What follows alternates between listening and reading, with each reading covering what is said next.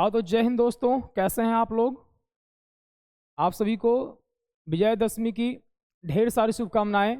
और साथ ही आज 2 अक्टूबर है और साथ ही आज हमारे जो राष्ट्रपिता है ना, महात्मा गांधी, जिन्हें हम राष्ट्रपिता के नाम से जानते हैं, आज उनका भी जन्मदिन है।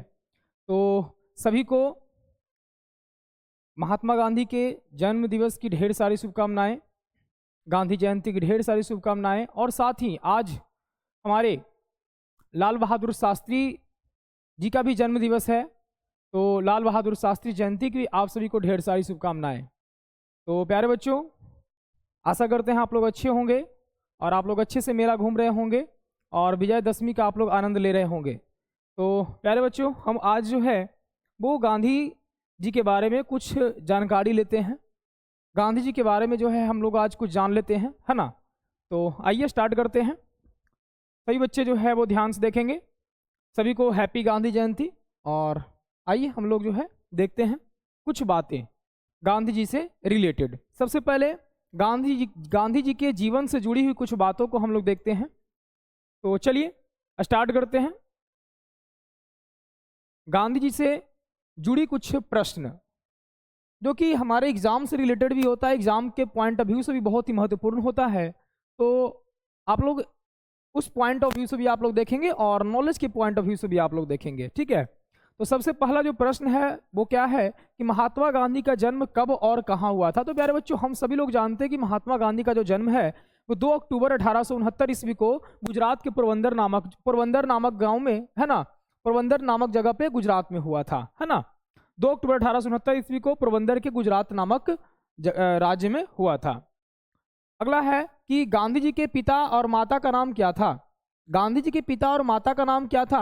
तो गांधी जी के पिता का नाम करमचंद गांधी था और माता का नाम जो था वो क्या था, पुतलीबाई था, ठीक है। गांधी जी के पिता का नाम क्या था, करमचंद गांधी, और गांधी जी की माता का नाम क्या था, तो पुतलीबाई नाम था। अगला प्रश्न है प्यारे बच्चों कि गांधी जी के बैरिस्टर की पढ़ाई कहाँ से की।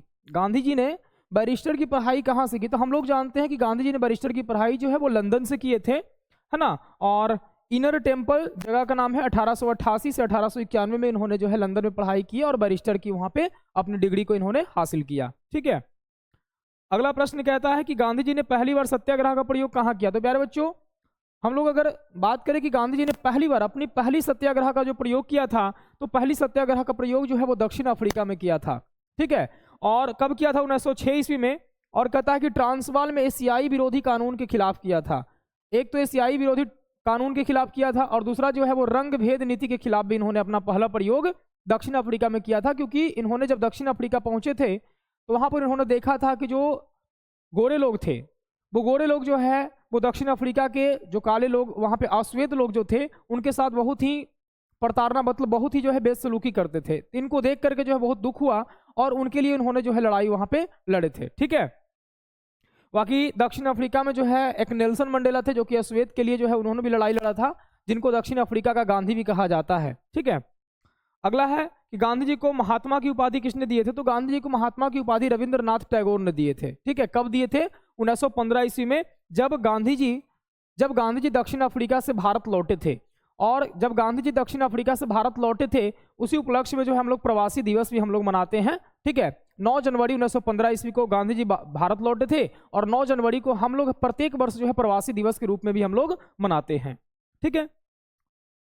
आगे आते हैं, कहता है गांधी जी के राजनीतिक गुरु किसे माना जाता है। गांधी जी के जो राजनीतिक गुरु थे वो कौन थे। तो हम लोग प्यारे बच्चों, हम लोग सब लोग को पता होगा कि गांधी जी के जो राजनीतिक गुरु हैं वो गोपाल कृष्ण गोखले थे। कौन थे, गोपाल कृष्ण गोखले थे, ठीक है ना। तो हम लोग याद रखेंगे, अगर नहीं भी याद है तो हम लोग याद कर लेंगे कि गांधी जी के राजनीतिक गुरु जो थे वो कौन थे, गोपाल कृष्ण गोखले थे।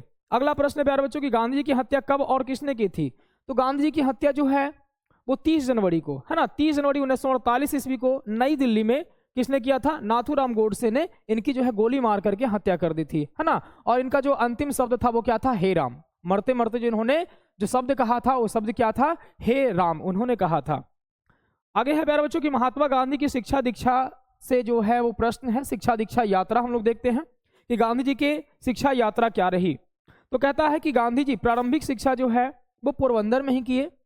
6 वर्ष की आयु में पोरबंदर की स्थानीय प्राथमिक विद्यालय में प्रवेश लिया। यहाँ उन्होंने अक्षर ज्ञान और प्रारंभिक पढ़ाई शुरू की। अक्षर ज्ञान होता है, क ख जो भी पहचानने का जो होता है, और प्रारंभिक पढ़ाई जो होता है इन्होंने शुरू किया कहाँ? पोरबंदर में, जो कि गुजरात में पड़ता है पोरबंदर, वहां पे इन्होंने जो है अक्षर ज्ञान लिया। अगला कहता है कि राजकोट शिक्षा, पिता के राजकोट स्थानांतरण, चूंकि हम लोग जानते हैं कि गांधी जी के पिताजी राजकोट के दीवान थे, राजकोट के क्या थे? दीवान थे। तो प्यारे बच्चों, राजकोट शिक्षा, पिता के राजकोट स्थानांतरण के बाद गांधी जी का परिवार भी वहां आ गया, यानी कि राजकोट, गांधी जी के परिवार भी राजकोट आ गए, और उन्होंने राजकोट के काठियावाड़ में, राजकोट में काठियावाड़ एक जगह है, यानी गुजरात में काठियावाड़ एक जगह है ना, वहाँ घोड़ा का भी एक नस्ल होता है काठियावाड़ी घोड़ा का भी एक नस्ल होता है गुजराती घोड़ा का, ठीक है, बहुत ही मस्त घोड़ा होता है। काठियावाड़ हाई स्कूल, राजकोट के काठियावाड़ हाई स्कूल, बाद में जो है अल्फ्रेड हाई स्कूल में प्रवेश लिया, और 1887 में मैट्रिक की परीक्षा पास की इन्होंने, है ना, 1887 में इन्होंने क्या किया? मैट्रिक की परीक्षा पास कर गए, ठीक है। आगे कहता है कि स्नातक शिक्षा का प्रयास किए इन्होंने भावनगर, है ना, ये भी जो है गुजरात में ही है, भावनगर एक जगह है। मैट्रिक के बाद गांधी जी ने भावनगर यानी गुजरात के सामलदास कॉलेज में प्रवेश लिया, किसके लिए? स्नातक के लिए, है ना, ग्रेजुएशन के लिए जो इन्होंने किसमें प्रवेश लिया? तो भावनगर, गुजरात के जो है एक सामल नगर कॉलेज में प्रवेश लिया, लेकिन वहां अंग्रेजी भाषा और विषय कठिन लगे, इसलिए कॉलेज क्या कर दिया? छोड़ दिया। तो यहाँ पे जो है कॉलेज इन्होंने छोड़ा भी है। आगे बढ़ते हैं, कहता लंदन में पढ़ाई, लंदन में कब से कब तक रहे? 1888 से 1891, यानी 3 साल इन्होंने लंदन में जो है बैरिस्टर की पढ़ाई वहां से की, और बैरिस्टर की वहां से डिग्री लिए। कहता 1888 में इंग्लैंड गए, लंदन के इनर टेम्पल में कानून की पढ़ाई शुरू की, और 91 में बैरिस्टर बनकर के भारत वो क्या हो गए? वापस लौटे। 91 में उन्होंने वापस लौटा, फिर 1893 में किसी केस के सिलसिले में इन्होंने जो है वो कहाँ? दक्षिण अफ्रीका इन्होंने इनको जाना हुआ, दक्षिण अफ्रीका। अगला कहता है कि दक्षिण अफ्रीका का अनुभव 93 से लेकर के 1914 ईस्वी तक जो है वकालत के सिलसिले में दक्षिण अफ्रीका गए, वहां से उन्होंने राजनीतिक और सामाजिक जीवन की क्या की? असली शुरुआत की। 93 से लेकर के 1914 तक इन्होंने जो है वहां पे लगभग जो है 21 साल वहां पर गुजारे दक्षिण अफ्रीका में। इन्होंने गए थे, केस के सिलसिले में गए थे, और लंबा समय तक उन्होंने दक्षिण अफ्रीका को अपना बहुमूल्य समय वहां पे दिया, और चीजों को वहां पे सुधार इन्होंने किया, ठीक है। तो पहला जो इन्होंने जो अपना सत्याग्रह जो शुभारंभ किया था वो कहां पर किया था? तो दक्षिण अफ्रीका में ही किया था, ठीक है। तो इन्होंने जो है दक्षिण अफ्रीका में 21 साल का समय दिया, और फाइनली जो है 9 जनवरी 1915 ईस्वी को ये भारत जो है वापस लौटते हैं, यानी कि भारत जो है वापस लौटते हैं, और उसी दिन हम लोग जो है प्रवासी दिवस के रूप में प्रत्येक 9 जनवरी को हम लोग मनाते हैं, ठीक है। अगले प्रश्न की ओर बढ़ते हैं। अगला कहता है महात्मा गांधी की प्रमुख पुस्तकें। महात्मा गांधी की प्रमुख पुस्तकें क्या क्या है? तो उन पुस्तकों को भी हम लोग जानते हैं। तो पहला पुस्तक है सत्य का प्रयोग, माई एक्सपेरिमेंट्स विद ट्रुथ, है ना, ये जो है इनका ऑटोबायोग्राफी है, यानी कि ये खुद पर लिखी हुई है। कहता यह गांधी जी की आत्मकथा है, यानी ऑटोबायोग्राफी जिसको हम लोग बोलते हैं, आत्मकथा बोलते हैं। इसमें उनके बचपन से लेकर 1921 तक का जीवन और विचारों का वर्णन किया गया है, यानी बचपन से लेकर के, है ना, माई एक्सपेरिमेंट्स विद ट्रूथ में जो है बचपन से लेकर के, बचपन की भी जीवन की व्याख्या इसमें की गई है, और 1921 ईस्वी तक, बचपन से लेकर के 1921 ईस्वी तक के जीवन की जो व्याख्या है वो इसमें की गई है, ठीक है। तो पहला आपका हो गया सत्य के प्रयोग, माई एक्सपेरिमेंट्स विद ट्रूथ। दूसरा है आपका हिंद स्वराज, और इसी का नाम है इंडियन होम रूल। ये 1909 ईस्वी में इन्होंने जो है प्रकाशित करवाया था। कहता इसमें गांधी जी ने भारतीय स्वराज, सभ्यता, आधुनिकता और अहिंसा पर अपने विचार लिखे थे। कहता यह उनकी सबसे प्रसिद्ध राजनीतिक पुस्तक मानी जाती है। हिंद स्वराज जो है गांधी जी की सबसे प्रसिद्ध राजनीतिक पुस्तक मानी जाती है, जिसमें अपने अनुभवों को इन्होंने लिखा, जिसमें कहता है कि भारतीय स्वराज के बारे में, सभ्यता, आधुनिकता, है ना, अहिंसा, क्योंकि हम लोग जानते हैं गांधी जी जो थे वो अहिंसा के पुजारी थे, हमेशा सदा सत्य बोलते थे, सादा जीवन, उच्च विचार। हम लोग गांधी से ही सीखते हैं कि जीवन में जो है वो सादा विचार रखो, सादा जीवन रखो और उच्च विचार रखो। कोई दिखावटी किसी प्रकार का जो है वो दिखावा से बचिए, है ना, दिखावा से आप दूर रहिए, लेकिन विचारों को जो हमेशा क्या रखिए? ऊंचा रखिए, अपने विचार को ऊंचा रखिए। तो हिंद स्वराज जो है वो गांधी जी की सबसे प्रसिद्ध राजनीतिक पुस्तक मानी जाती है। आप लोगों को अगर मौका मिले तो पढ़िए। 3rd नंबर जो पुस्तक है की टू हेल्थ, यानी स्वास्थ्य की कुंजी। देखिए प्यारे बच्चों, हम लोग जानते हैं कि स्वास्थ्य धन है। स्वास्थ्य क्या है? धन है, ठीक है। अगर आप धन से स्वास्थ्य नहीं खरीद सकते, लेकिन अगर स्वास्थ्य आपका अच्छा है तो आप धन, कई सारे आप धन बना सकते हैं, कितना सारा ही धन आप लोग कमा सकते हैं। इसलिए स्वास्थ्य ही धन है। और एक अच्छे स्वस्थ मस्तिष्क में ही स्वस्थ, देखिए स्वस्थ शरीर में स्वस्थ मस्तिष्क का वास होता है। अगर आपका शरीर स्वस्थ है तो स्वस्थ मस्तिष्क का वास होगा, और स्वस्थ मस्तिष्क में ही स्वस्थ विचार का भी वास होता है, यानी उच्च विचार का वास होता है। इसलिए आप स्वस्थ रहिए, मस्तिष्क स्वस्थ रहेगा। मस्तिष्क जब स्वस्थ रहेगा तो अच्छी अच्छी विचार, नई नई सोच, नई नई जो है चीजें आपके दिमाग में वो आएंगी। अगला कहता है, हाँ तो इसमें कहता है, इसमें गांधी जी ने प्राकृतिक चिकित्सा, खान पान और स्वस्थ जीवन शैली के बारे में लिखा है, यानी हेल्थ की टू हेल्थ जो इनका पुस्तक है, इसमें इन्होंने खान पान चिकित्सा यानी कि ये जो है अपने हेल्थ के बारे में इन्होंने इसमें वर्णन किया गया है। अगला कहता है कंस्ट्रक्टिव प्रोग्राम, यानी इट्स मीनिंग एंड प्लेस। इसका जो नाम है कंस्ट्रक्टिव प्रोग्राम, मतलब क्या है, इट्स मीनिंग एंड प्लेस, ये जो इनकी पुस्तक है, कहता है इसमें उन्होंने भारत के स्वतंत्रता संग्राम और स्वतंत्रता के बाद राष्ट्र निर्माण के लिए रचनात्मक कार्यक्रम का विवरण दिया गया है। ये इनका पुस्तक है। अगला है इंडिया ऑफ माई ड्रीम्स, मेरे सपनों का Bharat. India of my dreams यानी मेरे सपनों का भारत, यानी गांधी जी के जो सपनों का भारत, जैसा गांधी जी चाहते थे भारत को बनाना, वैसा तो उन्होंने जो है वो कर ही दिया है ना, आजाद तो कर ही के गए। कहता इसमें गांधी जी ने अपने आदर्श भारत की परिकल्पना प्रस्तुत की है, किस प्रकार से उन्होंने भारत को देखना चाहते थे, है ना। पूर्ण स्वराज ये चाहते थे और पूर्ण स्वराज भी वो हम लोगों को दिला करके गए। ठीक है, 1947 में हम लोग 15 अगस्त 1947 को आज़ाद हुए और 48 में इनकी क्या हो गई, मृत्यु हो गई, गोली मार करके इनकी हत्या कर दी गई। तो जैसा ये भारत को देखना चाहते थे वो इस पुस्तक में क्या किए हैं, वर्णन किए हैं। अगला क्या कहता है प्यारे बच्चों, अगला कहता है the mind of Mahatma Gandhi, Mahatma Gandhi के विचार। The mind of Mahatma Gandhi, Mahatma Gandhi के विचार, क्या उनके विचार थे, क्या थॉट थे, वो क्या चाहते थे, उनके विचारों और भाषणों का संकलन है। तो हम चाहेंगे कि आप लोग जो है ये पुस्तक अगर आपको मिले तो आप इस पुस्तक को जरूर एक बार रीड करिए, एक बार जरूर पढ़िए समय निकाल करके, है ना। आगे कहता है कि गांधी जी द्वारा लिखे गए प्रमुख लेख और पत्रिकाएं, क्या क्या लेख और पत्रिकाएं हैं। पहला कहता है यंग इंडिया, दूसरा है आपका हरिजन, तीसरा है आपका इंडियन ओपिनियन और चौथा है आपका नवजीवन। ये इनकी कुछ जो है वो पत्रिकाएं हैं जो कि इन्होंने प्रकाशित करवाई थी। ठीक है, तो कुछ बहुमूल्य पत्रिकाएं हैं, आप इसको याद रखिएगा। आगे बढ़े, अगर हम आगे चले तो कहता है गांधी जी के विचारों पर गीता। देखिए गीता जो हमारा जो सबसे धर्म ग्रंथ है गीता, हम लोग जो है कहीं पर भी जाते हैं तो हम लोग कसम खाते हैं, गीता पर हाथ रखकर कसम खाते हैं कि मैं जो कहूँगा, सच के सिवा कुछ नहीं कहूँगा। हम लोग कोर्ट में जो है, अदालत में हम लोग जज के सामने क्या करते हैं, कसम खाते हैं। ठीक है, लेकिन तो हम लोग को जो है गीता एक बार पढ़ना चाहिए। हम लोग का जो है धर्म ग्रंथ है गीता, एक बार हम लोगों को पढ़ना चाहिए समय निकाल करके। गीता में जो है हर एक समस्याओं का समाधान लिखा गया है। हम भी जो है अभी पढ़े नहीं हैं, हम भी कोशिश कर रहे हैं समय निकाल करके पढ़ने का। तो फाइनली जब हम देखेंगे कि ऐसा कुछ है, समय निकल रहा है, तो मैं भी जरूर पढ़ूंगा। आप लोग से भी गुजारिश करता हूँ समय निकाल कर एक बार जरूर पढ़े। इसमें हर एक समस्याओं का समाधान आपके बारे में लिखा गया है। आपकी जितनी भी समस्याएं जीवन में आएंगी, आने वाली है, आ चुकी है, सबका समाधान गीता में लिखा गया है। तो एक बार आप जरूर समय निकाल कर पढ़ें। जैन धर्म, ईसा मसीह, टॉलस्टॉय, रस्किन, थोरो और गोपाल कृष्ण गोखले का गहरा प्रभाव पड़ा है इनके जीवन पर। गांधी जी के जो है विचारों पर, गांधी जी के जीवन में किनका किनका जो है प्रभाव पड़ा है, तो वो यहाँ पे दिया गया है। सबसे पहला तो हमारा धर्म ग्रंथ गीता का है, उसके बाद जो है जैन धर्म का है, ईसा मसीह का भी जो है, टॉलस्टॉय, रस्किन, थोरो और सबसे बड़ा गोपाल कृष्ण गोखले जो इनके राजनीतिक गुरु थे, इनका जो है विचारों का प्रभाव इनके जीवन पर बहुत ज्यादा जो है गहरा छाप छोड़ा है। आगे बढ़े, अगर हम देखें आगे, कहता है अदालतों से जुड़ी आंदोलनों से जुड़े कुछ प्रश्न हैं। गांधी जी के काफी सारे आंदोलन हम लोग पढ़ते हैं, काफी सारे आंदोलनों को हम लोग जानते हैं, तो उनसे जुड़ी कुछ कुछ प्रश्न है।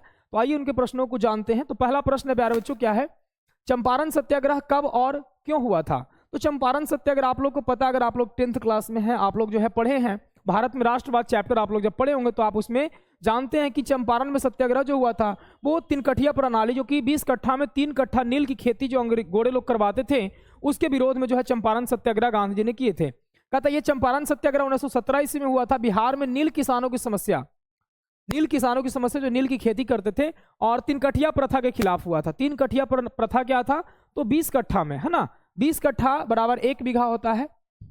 अगर 20 कट्ठा खेत है तो 3 कट्ठा आपको नील की खेती करना पड़ता है। जो कि नील की खेती करने से होता क्या था, क्या समस्या थी भाई, नील की खेती करने से, कर लेते हैं, क्या दिक्कत थी। तो नील की खेती करने से क्या होती थी कि हमारी जो उपजाऊ भूमि होती थी वो बंजर हो जाती थी, मतलब दोबारा वो जो है फसल उपजाने लायक वो नहीं बचता था।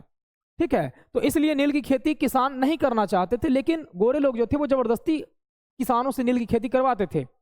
तो इसी के विरोध में गांधी जी ने चंपारण सत्याग्रह किया 1917 ईस्वी में। ठीक है, तो किस लिए किया? तो नील की खेती के लिए, तिनकठिया प्रणाली, तिनकठिया प्रथा को समाप्त करने के लिए। अगला है खेरा सत्याग्रह कब हुआ? खेरा सत्याग्रह कब हुआ? कहते 1918 ईस्वी में गुजरात में अकालग्रस्त किसानों की कर माफी के लिए, जब अकाल हुआ था गुजरात में, जब अकाल पड़ा था, तो अकाल में किसानों की जो कर थी, जो टैक्स थी, उस टैक्स को माफ करने के लिए खेरा सत्याग्रह गांधी जी ने किया था। अगला है अहमदाबाद मिल हड़ताल कब और क्यों हुई? तो अहमदाबाद में मिल हड़ताल जो है वो मजदूरों की मजदूरी बढ़ाने के लेकर के, और मजदूरों की जो देख रेख, जो देखभाल होती है, सुख सुविधाओं को लेकर के उनको किया गया था। समय निश्चित नहीं था, ये इन सारी चीज़ों को लेकर के किया था। तो 1918 ईस्वी में ये जो अहमदाबाद मिल हड़ताल भी हुआ था, और कपड़ा मिल मजदूरों की मजदूरी बढ़ाने के लिए किया गया था। ठीक है, अहमदाबाद में ये हुआ था। अगला है असहयोग आंदोलन कब शुरू हुआ? तो कहता है प्यारे बच्चों की 1920 ईस्वी में रॉलेट एक्ट, जलियांवाला बाग हत्याकांड और खिलाफत आंदोलन के कारण हुआ था। ठीक है, रॉलेट एक्ट जिसे हम लोग काला कानून के नाम से जानते हैं, उसको जलियांवाला बाग हत्याकांड जो कि 13 अप्रैल 1919 ईस्वी जो नरसंहार के नाम से हम लोग जानते हैं, और खिलाफत आंदोलन के कारण जो है ये आपका असहयोग आंदोलन हुआ था। गांधी जी ने कहा कि हम सहयोग नहीं करेंगे, असहयोग है ना, अंग्रेजों को हम सहयोग नहीं करेंगे, इसलिए इसका नाम रखा गया असहयोग आंदोलन। तो इन सारे के खिलाफ किया गया था रॉलेट एक्ट, जलियांवाला बाग हत्याकांड और खिलाफत आंदोलन के कारण किया गया था असहयोग आंदोलन 1920 ईस्वी में। ठीक है, रॉलेट एक्ट 1919 में हुआ था, जलियांवाला बाग हत्याकांड 13 अप्रैल 1919 ईस्वी को हुआ था, खिलाफत आंदोलन भी 1919 ईस्वी को हुआ था। ठीक है, खिलाफत आंदोलन शायद 1920 ईस्वी को हुआ था, कंफर्म आई मीन नहीं हम। ठीक है, देख लीजिएगा थोड़ा सा। कहता है कि असहयोग आंदोलन को गांधी जी ने वापस क्यों लिया था? तो देखिए, गांधी जी ने असहयोग आंदोलन को वापस लेने के पीछे कारण था कि चौरी चौरा में जो है 22 पुलिसकर्मियों को जिंदा जला दिया गया था, और जो आंदोलन था वो हिंसात्मक हो गया था, और आंदोलन हिंसात्मक हो जाने के कारण गांधी जी ने असहयोग आंदोलन को क्या किया था? वापस ले लिया था। तो कहता है 1922 ईस्वी में असहयोग आंदोलन को वापस ले लिया गया चौरी चौरा कांड हिंसा के कारण, चौरी चौरा कांड हिंसा के कारण। तो चौरी चौरी कांड क्या था? तो चौरी चौरी कांड ये था कि चौरी चौरा में आंदोलनकारी आंदोलन कर रहे थे, उसमें कुछ पुलिसकर्मी जो है वो लाठी चार्ज कर देते हैं, और उन पुलिसकर्मियों को दौड़ा कर जो है वो आंदोलनकारी जेल में बंद करके, और 22 पुलिसकर्मी को जेल में बंद करके और उनको क्या कर देते हैं? आग में जला देते हैं। तो इसी को देखते हुए, इस हिंसात्मक जो कार्य रहा, उसी हिंसात्मक कार्य को देखते हुए गांधी जी ने असहयोग आंदोलन को वापस ले लिया। अब हम इस आंदोलन को क्या करते हैं? वापस लेते हैं, क्योंकि आंदोलन जो है वो क्या हो चुकी है? वो उपद्रवी हो चुकी है, हिंसात्मक हो चुकी है। और हम लोग जानते हैं कि गांधी जी जो थे वो अहिंसा के पुजारी थे, मतलब हिंसा नहीं चाहते थे। ठीक है, तो इसी कारण जो है असहयोग आंदोलन इन्होंने वापस ले लिया। अगला प्रश्न है प्यारे बच्चों की नमक सत्याग्रह और या दांडी मार्च कब हुआ? तो नमक सत्याग्रह जो है वो 12 मार्च 1930 ईस्वी अहमदाबाद से दांडी तक 240 मील का पैदल जो है ये मार्च हुआ था। ठीक है, 12 मार्च 1930 ईस्वी को जो हुआ था, है ना, नमक सत्याग्रह, इसी को दांडी मार्च भी कहते हैं। और कहां से? अहमदाबाद से जो है वो कहां तक? दांडी तक जो है 240 मील का पैदल मार्च हुआ था, और वहां पे जाके इन्होंने, गांधी जी ने क्या किया था? नमक बना करके नमक कानून क्या किया था? तोड़ दिया था, और लोगों से आह्वान किया था कि जगह जगह नमक बना करके नमक कानून को क्या करो? तोड़ दो। ठीक है, इन्होंने जो है वो स्टार्ट किया था अपने 78 अनुयायियों के साथ, जो है अहमदाबाद से साबरमती आश्रम से जो है वो अपने 78 अनुयायियों को लेकर के, और वहां से क्या किए थे? आंदोलन को स्टार्ट किए थे, और देखते देखते जो है आंदोलनकारियों की जो है भीड़ उमड़ गई। 78 अनुयायी के साथ इन्होंने स्टार्ट किया, और हजारों की हजार की संख्या में वहां पे अनुयायी इनके पहुंच गए थे। अगला है कि भारत छोड़ो आंदोलन कब हुआ? तो कहता 8 अगस्त 1942 ईस्वी को मुंबई। गांधी जी का नारा क्या था? करो या मरो। तो कहता है कि भारत छोड़ो आंदोलन 8 अगस्त 1942 ईस्वी को हुआ था मुंबई में, और गांधी जी का नारा क्या था? करो या मरो, डू एंड डाई। करो या फिर मरो, डू एंड डाई। अगला क्या कहता है? गांधी जी से विचारों से जुड़े कुछ प्रश्न। गांधी जी के विचार क्या क्या थे, उनके प्रश्नों को देखते हैं। पहला कहता है कि सत्याग्रह क्या है? सत्याग्रह क्या है? तो कहता है कि अन्यायपूर्ण कानून का अहिंसक और शांतिपूर्ण प्रतिरोध। सत्याग्रह क्या था? तो कहता है कि अन्यायपूर्ण कानून और अहिंसक और शांतिपूर्ण क्या था? प्रतिरोध था ये। ठीक है, शांतिपूर्ण प्रतिरोध था। दूसरा कहता है गांधी जी का अहिंसा सिद्धांत किस पर आधारित था? गांधी जी का अहिंसा सिद्धांत जो है वो किस पर आधारित था? कहता है प्रेम, करुणा, धर्म पर। हिंसा का जवाब हिंसा नहीं है। गांधी जी को यह मानना था कि हिंसा का जवाब हिंसा नहीं है। अगर आपको एक गाल पर अगर कोई थप्पड़ मारता है तो आप दूसरा गाल क्या करिए? बढ़ा दीजिए। ठीक है, तो दूसरा गाल पर भी उसको थप्पड़ मारने दीजिए। लेकिन दूसरा गाल पर थप्पड़ मारने के बाद फिर गांधी जी ने नहीं कहा था कि फिर अगर किसी को आप एक गाल पर थप्पड़ मार रहा है और दूसरा गाल पर भी आप बढ़ाए और दूसरा गाल पर भी अगर मार दिया तो गांधी जी उसके बाद नहीं कहते क्या करना है, फिर आप लोग अपना दिमाग लगा लीजिएगा क्या करना है उसके साथ, ठीक है। लेकिन गांधी जी अहिंसा के पुजारी थे, गांधी जी हिंसा नहीं चाहते थे, आप लोग भी हिंसा से बचिए। अगला प्रश्न कहता है गांधी जी के अनुसार स्वराज का क्या मतलब है। गांधी जी के अनुसार स्वराज का क्या मतलब है, कहता है जनता का शासन हो, जनता के द्वारा शासन हो और जनता के लिए शासन हो, आत्मनिर्भर भारत। इन्होंने क्या कहा था, आत्मनिर्भर भारत, ठीक है। चलिए तो अगला कहता है प्यारे बच्चों कि ये क्या हो रहा है,